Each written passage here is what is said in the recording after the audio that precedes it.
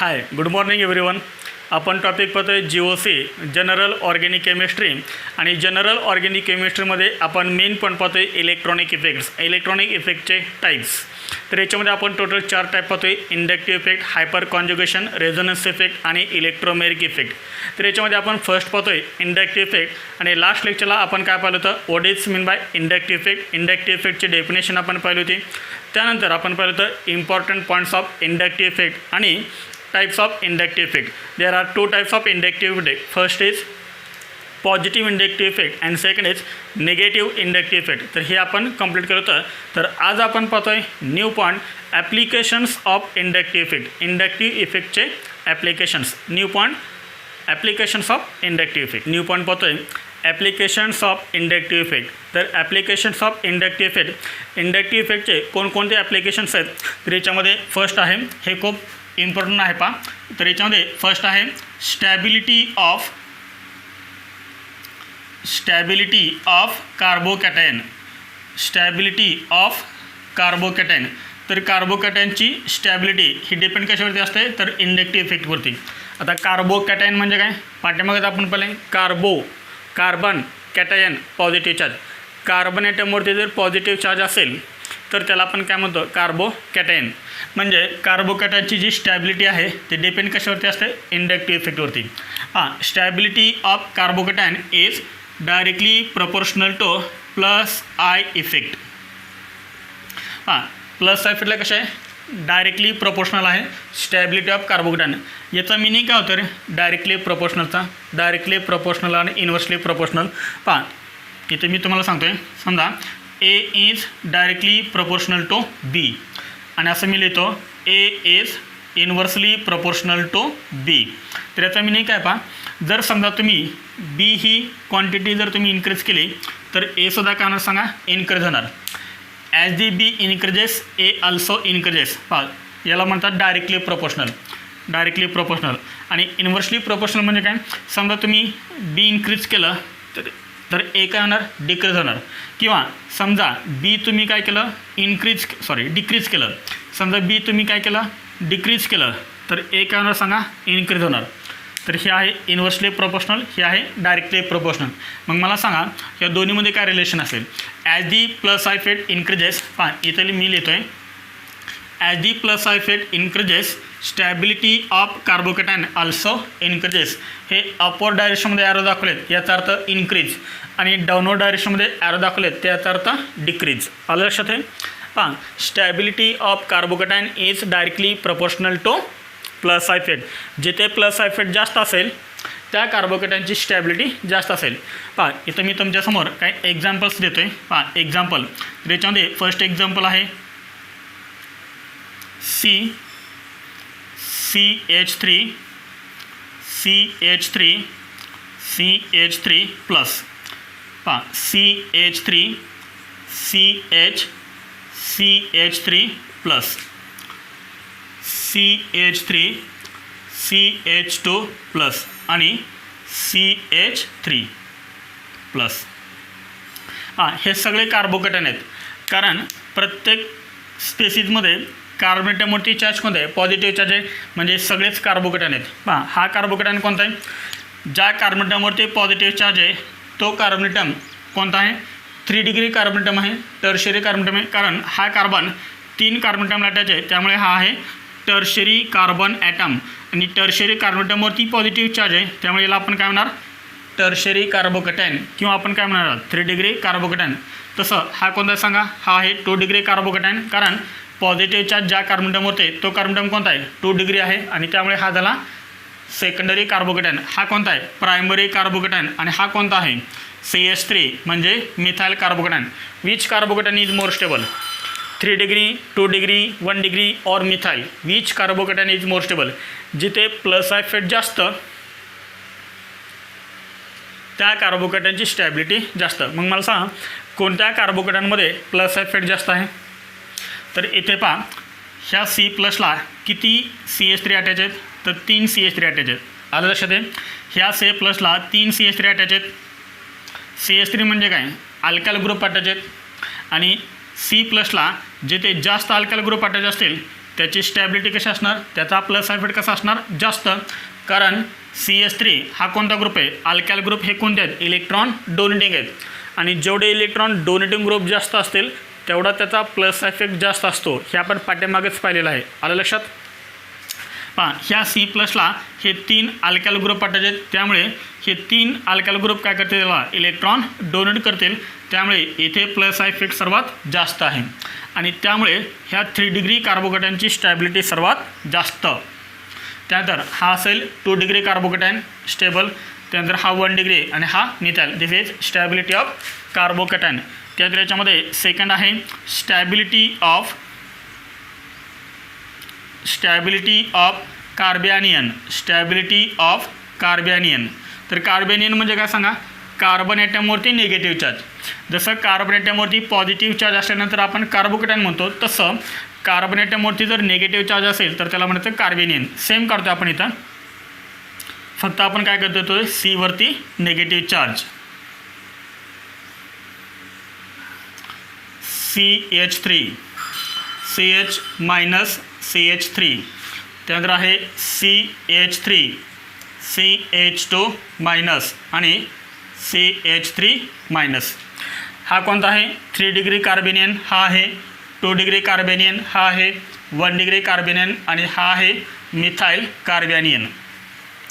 पहा, stability of carbanion is inversely proportional to plus I effect. Inversely proportional to plus I effect. पहा, stability of कार्बोकॅटायनला कसा आहे, directly proportional to plus effect. आणि stability of carbanion is inversely proportional to plus effect. याचा अर्थ काय सांगा बरं, जिथे प्लस इफेक्ट जास्त असेल तिथे कार्बेनियनची स्टॅबिलिटी कमी असेल. आलं लक्षात. मग मला सांगा 3 डिग्री 2 डिग्री 1 डिग्री आणि मिथाइलमध्ये कुठे प्लस इफेक्ट जास्त आहे, तर इथे प्लस इफेक्ट जास्त आहे. कारण इथं C- 3 electron donating group attach आहेत. जिथं जास्त इलेक्ट्रॉन डोनेटिंग ग्रुप अटॅच असतील तिथे प्लस इफेक्ट जास्त, आणि जिथे प्लस इफेक्ट जास्त तिथे कार्बेनियनची स्टॅबिलिटी कमी. याचा अर्थ सांगा, इथं स्टॅबिलिटी काय होत गेली, मग सांगा इन्क्रीज होत गेली. आलं लक्षात. तर पहा, इथं एकही इलेक्ट्रॉन डोनेटिंग ग्रुप अटॅच नाही आहे आणि त्यामुळे याची स्टॅबिलिटी, मिथाइलची स्टॅबिलिटी कशी असेल सांगा, सर्वात जास्त असेल. 3 डिग्री आणि 2 डिग्रीमध्ये प्लस इफेक्ट इथं जास्त आहे, इथे प्लस इफेक्ट कमी आहेत. कारण इथं 2च इलेक्ट्रॉन डोनेटिंग ग्रुप अटॅच आहेत आणि त्यामुळे काय होणार सांगा, मोर स्टेबल कोण होणार, 2 degree carbanion is more stable than 3 degree. ह्या दोन्हीमध्ये 1 degree carbanion is more stable than 2 degree आणि इथे CH3 minus methyl carbanion is more stable. बरोबर याच्या अपोजिट आहे. कार्बोकॅटायनच्या बरोबर अपोजिट असते कार्बेनियनची स्टॅबिलिटी. आलं लक्षात आहे. हे नोट डाऊन करा. झालं हे नोट डाऊन करून. त्यानंतर नेक्स्ट पॉईंट आहे third application.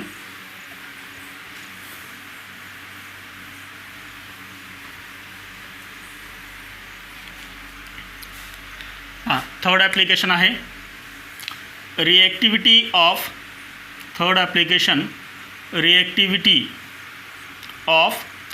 Alkyl halide. Reactivity of alkyl halide is directly proportional to plus I effect.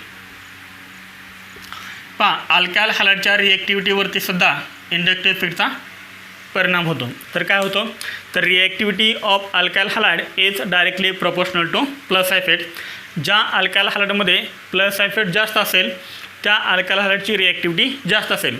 पहा, तुमच्यासमोर मी 4 अल्काइल हॅलाइड ड्रॉ करतो आहे. CH3C CH3 CH3 Cl CH3 CHCl CH3 CH3 CH2 Cl आणि CH3 Cl. Alkyl halide म्हणजे काय, alkyl ग्रुपला halogen attach. This is alkyl group tertiary butyl आणि त्याला हॅलोजन अटॅच, म्हणजे हे सर्व आपण काय केलेत alkyl halide. This is 3 degree alkyl halide, this is 2 degree alkyl halide, this is 1 degree alkyl halide and this is methyl chloride. पहा, आपण याला 3 डिग्री काय म्हणलं, कारण हॅलोजन ज्या कार्बन ॲटमला अटॅच आहे, हा जो कार्बन ॲटम आहे तो कार्बन ॲटम कोणता आहे 3 डिग्री कार्बन ॲटम आहे आणि म्हणून हा जो पूर्ण अल्कायल हॅलाइड आहे तो कोणता असेल 3 डिग्री अल्कायल हॅलाइड. मग मला सांगा ह्या अल्कायल हॅलाइडची जी रिॲक्टिव्हिटी आहे याच्यामध्ये मोर रिॲक्टिव्ह कोण असेल. Which alkyl halide is more reactive 3 degree 2 degree 1 degree और मिथाइल. जिथे प्लस इफेक्ट जास्त त्या अल्कायल हॅलाइडची रिॲक्टिव्हिटी जास्त. मग मला सांगा जास्त प्लस इफेक्ट कुठे आहे तर इथे, कारण ह्या कार्बन ॲटमला हे 3 इलेक्ट्रॉन डोनेटिंग ग्रुप अटॅच आहेत आणि जिथे जास्त इलेक्ट्रॉन डोनेटिंग ग्रुप अटॅच असतात तिथे प्लस इफेक्ट जास्त असतो आणि जिथे प्लस इफेक्ट जास्त त्या अल्कायल हॅलाइडची रिॲक्टिव्हिटीसुद्धा जास्त. म्हणजेच 3 degree alkyl halide is more reactive than 2 degree alkyl halide than 1 degree alkyl halide than methyl. आलं लक्षात आहे. त्यानंतर याच्यामध्ये नेक्स्ट आहे 4 नंबर point acidity. New point acidity और acidic strength is directly proportional to minus I effect but inversely proportional to plus I effect. आता नीट लक्ष द्या. पहा एखादा कंपाऊंड मोर ॲसिडिक आहे का लेस ॲसिडिक आहे ते पण आपण प्लस इफेक्ट आणि मायनस इफेक्टवरून आपण काढू शकतो. पहा ॲसिडिटी और acidic strength is directly proportional to minus effect और inversely proportional to plus effect. ज्या कंपाऊंडमध्ये जास्त मायनस इफेक्ट तो कंपाऊंड कसा असेल मोर ॲसिडिक असेल, कारण डायरेक्टली प्रोपोर्शनल आहे ना. As the minus effect increases acidity of compound also increases. याच्याबद्दल काय सांगणार आपण plus effect. As the plus effect increases acidity decreases. आलं लक्षात. पहा मी जर समजा असं लिहिलं as the minus effect increases acidity also increases right. आता आपण लिहूया प्लस इफेक्टबद्दल. As the plus effect increases acidity decreases. एकदम सिम्पल आहे. ॲज दी हां इथं जर समजा आपण असं लिहिलं as the minus effect decreases acidity of compound also decreases. As the plus effect decreases acidity of compound increases. एकदम सिम्पल आहे. तर हे नोट डाऊन करून घ्या. आपण याचे काय एक्झाम्पल्स पाहूया.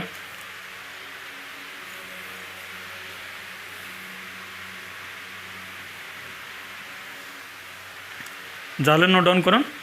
ठीक आहे.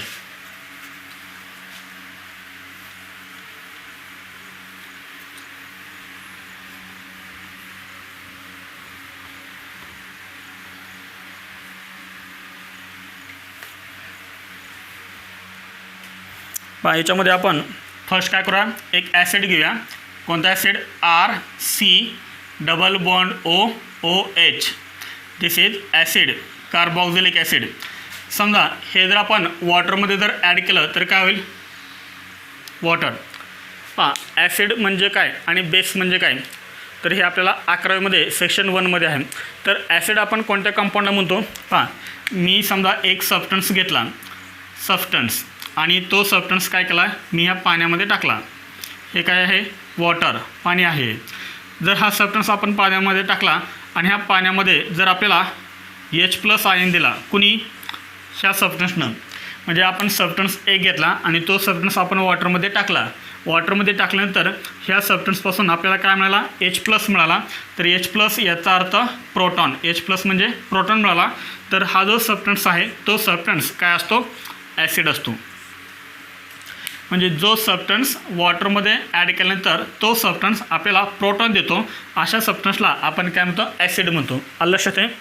पहा सेम आपण काय घेतलं आहे इथे एक कंपाऊंड घेतला आपण कोणता RC डबल बॉन्ड OH आणि आपण याला काय केलं वॉटरमध्ये टाकलं तर काय होणार. पहा O आणि H मध्ये हे जे 2 इलेक्ट्रॉन्स आहेत ते 2 इलेक्ट्रॉन कुठे शिफ्ट होतात O वरती आणि आपल्याला काय मिळतो हा H+. बा आपल्याला H+ हा कसा मिळेल RC डबल बॉन्ड OO. हां हे 2 इलेक्ट्रॉन कोणी घेतले O न घेतले. हे 2 इलेक्ट्रॉन कोणी घेतले O न घेतले. ह्या ओवरती चार्ज कोणता येईल निगेटिव्ह चार्ज प्लस. आता याच्यावरती चार्ज कोणता येणार पॉझिटिव्ह चार्ज येणार and this is called proton. पहा ह्या सबस्टन्सनं आपण हा सबस्टन्स वॉटरमध्ये ॲड केल्यानंतर ह्या सबस्टन्सपासून आपल्याला काय मिळाला, प्रोटॉन मिळाला. याचा अर्थ हा जो सबस्टन्स आहे तो कोणता आहे, ॲसिड आहे. पहा याच्यामधून काय झाला, प्रोटॉन निघून गेला आणि आपल्याला दुसरा एक पार्ट मिळाला, कोणता, हा एक निगेटिव्ह पार्ट मिळाला. And this is called conjugate base. This is called conjugate base. This is called conjugate base. काय म्हणतात त्याला, कॉन्जुगेट बेस म्हणायचं. तर कॉन्जुगेट बेस म्हणजे काय, पहा ॲसिडमधून प्रोटॉन गेल्यानंतर जो निगेटिव्ह पार्ट शिल्लक राहतो तो निगेटिव्ह पार्ट म्हणजे कोणता असतो, कॉन्जुगेट बेस असतो. लक्षात. आणि या कॉन्जुगेटच्या बेसवरतीच, याच्या स्टॅबिलिटीवरतीच जेवढा कॉन्जुगेट बेस मोर स्टेबल असेल तेवढा हा ॲसिडसुद्धा कसा असेल, स्ट्रॉंग असेल. जेवढी जास्त स्टॅबिलिटी कॉन्जुगेट बेसची असेल तेवढा तो ॲसिड कसा असेल, स्ट्रॉंग असेल. म्हणजे आपल्याला असं लिहिता येईल. मग पहा कॉन्जुगेट बेस आणि ॲसिडिटी याच्यामध्ये काय रिलेशन आहे, तर याच्यामध्ये रिलेशन असं आहे, ॲसिडिटी, पहा acidity is directly proportional to stability. Directly proportional to stability of conjugate base. Conjugate base. Conjugate base म्हणजे काय, ॲसिडमधून प्रोटॉन गेल्यानंतर जो निगेटिव्ह पार्ट शिल्लक राहतो तो निगेटिव्ह पार्ट म्हणजे काय असतो, कॉन्जुगेट बेस असतो. पहा acidity directly proportional to stability of conjugate base. ह्या कॉन्जुगेट बेसची जेवढी जास्त स्टॅबिलिटी असेल, जेवढा मोर स्टेबल असेल तेवढा हा ॲसिड स्ट्रॉंग असेल. As the stability of conjugate base increases acidity also increases. आलं लक्षात आहे. मग आता पहा ह्या कॉन्जुगेट बेसची स्टॅबिलिटी इन्क्रीज कधी होईल, तर हे डिपेंड कशावरती आहे, तर या आरवरती डिपेंड आहे. इफ पहा नोटमध्ये आपण पॉईंट लिहितो आहे, if R is electron withdrawing group. जर समजा इथं आर हा इलेक्ट्रॉन विथड्रॉइंग ग्रुप असेल. आता इलेक्ट्रॉन विथड्रॉइंग ग्रुप म्हणजे काय, तर हे आपण पाठ्यमागं सांगितलेलंच आहे. जर समजा आर इलेक्ट्रॉन विथड्रॉइंग ग्रुप असेल तर काय होणार, stability of C B. C B म्हणजे काय, conjugate base. Stability of conjugate base increases. Upward डायरेक्शनमध्ये ॲरो केला याचा अर्थ इन्क्रीजेस अँड हेन्स ॲसिडिटी. मग सांग ॲसिडिटी काय होईल, तर कॉन्जुगेट बेसची जी कॉन्जुगेट बेसची स्टॅबिलिटी काय होणार, इन्क्रीज होणार आणि त्यामुळे ॲसिडिटी काय होणार, इन्क्रीज होणार. इथे लक्षात पाहिजे, जर आर हा इलेक्ट्रॉन विथड्रॉइंग ग्रुप असेल तर कॉन्जुगेट बेसची स्टॅबिलिटी इन्क्रीज होणार. कधी, जर R electron withdrawing group attach असेल तर कॉन्जुगेट बेसची स्टॅबिलिटी काय होणार, इन्क्रीज होणार आणि त्यामुळे ॲसिडिटी काय होणार, इन्क्रीज होणार. आता याच्याबरोबर अपोजिट काय लिहिणार, if R is electron donating group then stability of conjugate base decreases and hence acidity decreases. आणि त्यामुळे आपण पाठीमागं सेंटेन्स असं लिहिलं होतं, acidity is directly proportional to minus I effect and inversely proportional to plus I effect. इथे लक्षात आहे. पहा मायनस आय इफेक्ट कोण दाखवतात, तर इलेक्ट्रॉन विथड्रॉइंग ग्रुप दाखवतात आणि प्लस आय इफेक्ट हे कोण दाखवतात, इलेक्ट्रॉन डोनेटिंग ग्रुप दाखवतात. म्हणजे जर समजा इलेक्ट्रॉन विथड्रॉइंग ग्रुप अटॅच असेल तर तो मायनस आय इफेक्ट दाखवेल आणि जिथे मायनस आय इफेक्ट जास्त त्याची ॲसिडिटी जास्त, डायरेक्टली प्रपोर्शनल. तर हे नोट डाऊन करा. आपण याच्यावरचे काय पाहूया, एक्झाम्पल्स पाहूया. हां ॲसिडिटीवरती काय आपण एक्झाम्पल्स पाहतो आहे. तर याच्यामध्ये आपल्याला फर्स्ट एक्झाम्पल दिलेलं आहे, this is FCH2COH fluoro acetic acid, chloro acetic acid, bromo acetic acid आणि iodo acetic acid. Which is more acidic. Strong acid कोणता किंवा मोर ॲसिडिक कोणता, लेस ॲसिडिक कोणता किंवा वीक ॲसिड कोणता. तर याच्यामध्ये स्ट्रॉंगेस्ट ॲसिड कोणता. हां इथं CH2COH सगळीकडे सेम पार्ट आहे, फक्त डिफरन्स कुठे आहे, तर इथं काय अटॅच आहे, फ्लोरीन, इथे क्लोरीन, इथे ब्रोमीन आणि इथे ॲडिन. एवढंच फक्त डिफरन्स आहे. बाकीचा हा पार्ट तर सगळीकडे सेम आहे. मला सांगा फ्लोरीन, क्लोरीन, ब्रोमीन, आयोडीन हे कोणतं इफेक्ट दाखवतात. आधी मला सांगा हे प्लस आय इफेक्ट दाखवतात का मायनस आय इफेक्ट दाखवतात, तर हे दाखवतात मायनस आय इफेक्ट. बरोबर, लक्षात आलं. आता हे मायनस आय इफेक्ट असल्यामुळं काय होणार, सर्वांची ॲसिडिटी इन्क्रीज होणार. बरोबर. आता पहा फ्लोरीन, क्लोरीन, ब्रोमीन आणि आयोडीन ह्या चारीमध्ये सर्वात जास्त मायनस आय इफेक्ट कोण दाखवतो, फ्लोरीन, क्लोरीन, ब्रोमीन आणि आयोडीनमध्ये सर्वात जास्त मायनस आय इफेक्ट कोणाचा आहे? तर आपण बघितलं आहे फ्लोरीनचा आहे. आपण ऑर्डर पाहिली होती ना, तर ऑर्डरमध्ये काय दिलं होतं? फ्लोरीनचा मायनस आय इफेक्ट हा क्लोरीनपेक्षा जास्त, क्लोरीनचा मायनस आय इफेक्ट हा ब्रोमीनपेक्षा जास्त आणि ब्रोमीनचा मायनस आय इफेक्ट हा आयोडीनपेक्षा जास्त. मग जिथे मायनस आय इफेक्ट जास्त त्याची ॲसिडिटी जास्त, याचा मायनस आय इफेक्ट सर्वात जास्त आणि म्हणून ह्या कंपाऊंडची ॲसिडिटी सर्वात जास्त, म्हणजे ही झाली ॲसिडिटी ऑर्डर. मग हा कसा झाला सांगा? Strong acid. ह्या चारीमध्ये जर तुम्ही कंपॅरिझन केली तर हा होणार स्ट्रॉंग ॲसिड आणि हा होणार वीक ॲसिड. आलं लक्षात? एकदम सिंपल आहे. पुढे इथे पहा सेकंड एक्झाम्पलमध्ये पहा, इथे काय अटॅच आहे? CH2ला 1 क्लोरीन अटॅच आहे. इथे काय अटॅच आहे? CHला 2 क्लोरीन अटॅच आहेत आणि इथे Cला काय आहे? 3 क्लोरीन अटॅच आहेत. बाकी हा जो पार्ट आहे तो पार्ट कसा आहे सांगा? सेम आहे. आलं लक्षात आहे?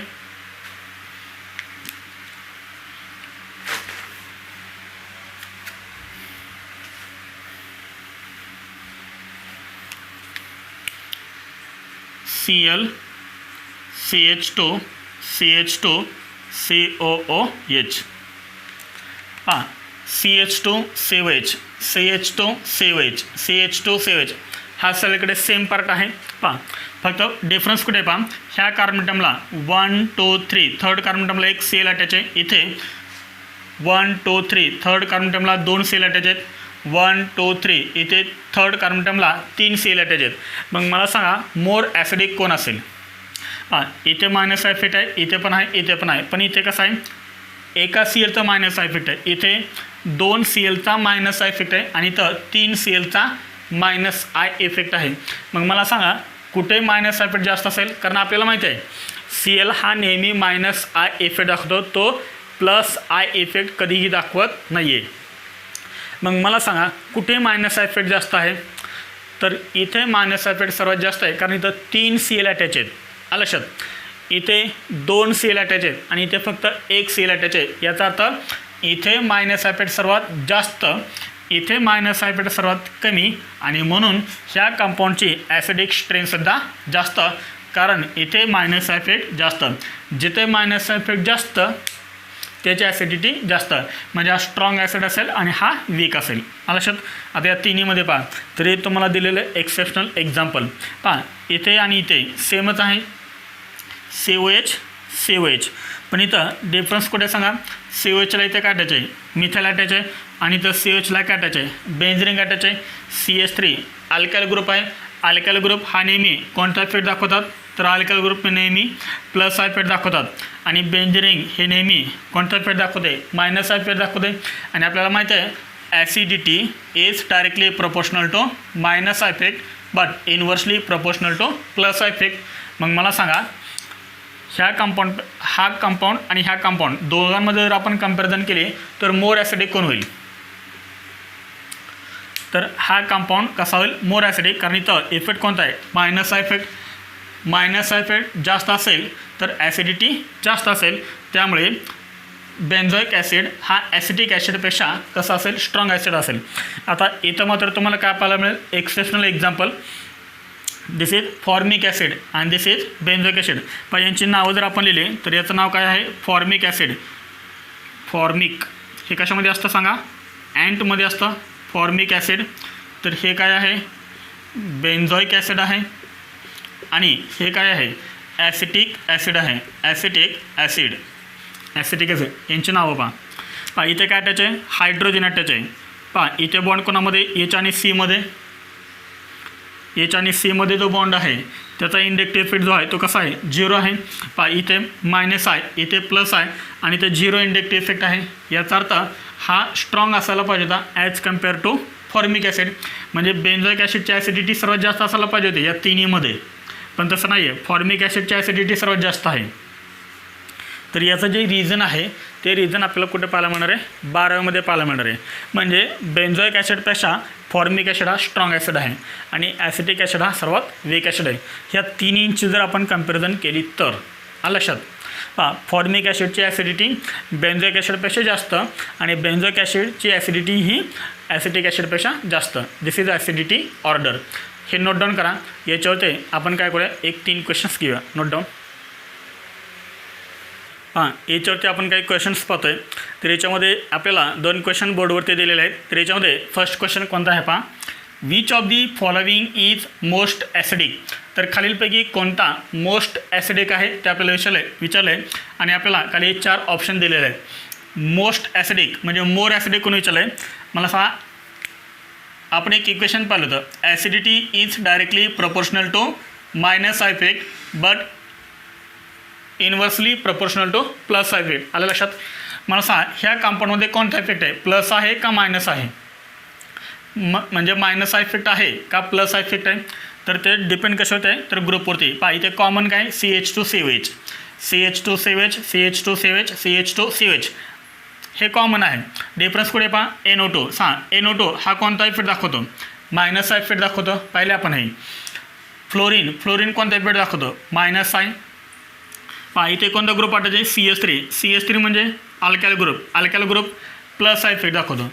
आणि हा जो ब्रोमिन आहे हॅलोजन तो सुद्धा कोणता दाखवतो, मायनस साय इफेक्ट. याचा अर्थ या तिन्हीमध्ये मोस्ट ॲसिडिक असणार, बरोबर.